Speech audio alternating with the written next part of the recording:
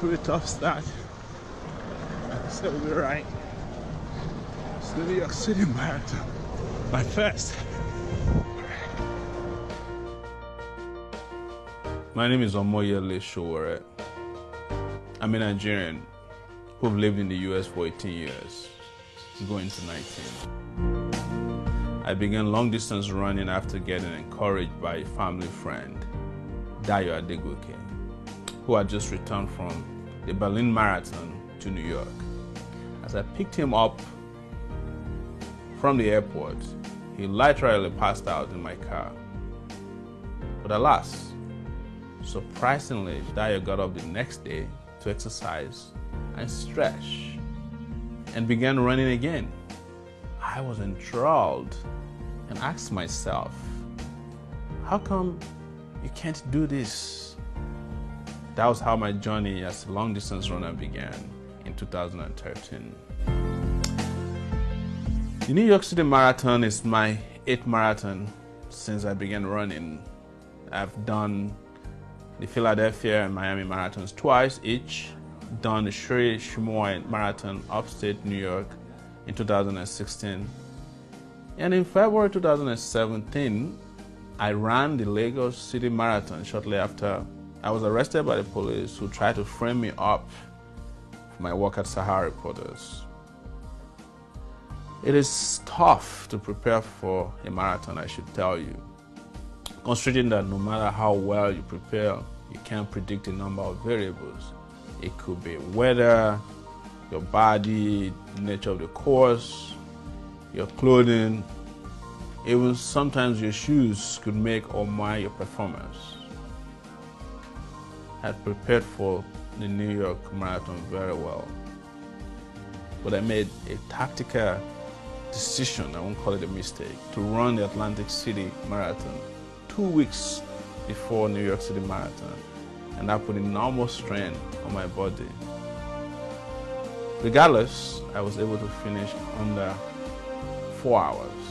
For me, that's been my best time in a very competitive way. How do I train? I train alone. I am not a member of any training team, at least not yet because of the nature of my work. I feel good about New York Marathon. It's just amazing to see how you begin with so many people, very determined. And as you ran through the 5 boroughs of the city, people were ecstatically supportive. I mean, they supported us all the way. When I had muscle cramps after the 23rd mile, a spectator gave me raw salt, and 2 police officers, 2 NYPD officers, massaged my leg back to life. It was amazing. I intend to keep running until my legs give up. Part of the reason I encourage people to do this was that even as activists, we need to keep fit. I had an experience when I was in Lagos in February 2017 when I participated in 2 street protests, anti-government protests. I found out that more than anyone else, our activists need to be really fit. And I mean really, really fit to put your feet on the ground and fight power. I hope to see more Nigerians organize more long-distance races. Nothing like it. Imagine if all those Fulani herdsmen that are engaging in killings could be converted to long-distance runners. Or maybe even those fighters who have joined Boko Haram. What if they think they have a future in a New York Marathon or a London Marathon or a Berlin Marathon?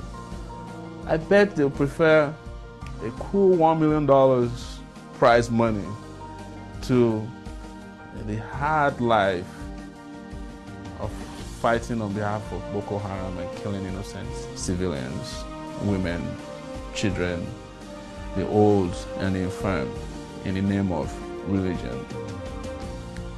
This can do a lot for us. But for me, I run because running also helps to decompress, to declutter, and decongest and re-energize the revolutionary spirit in me.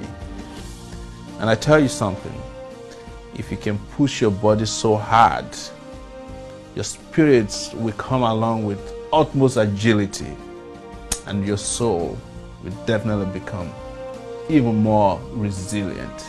A luta continua, Victoria Asata.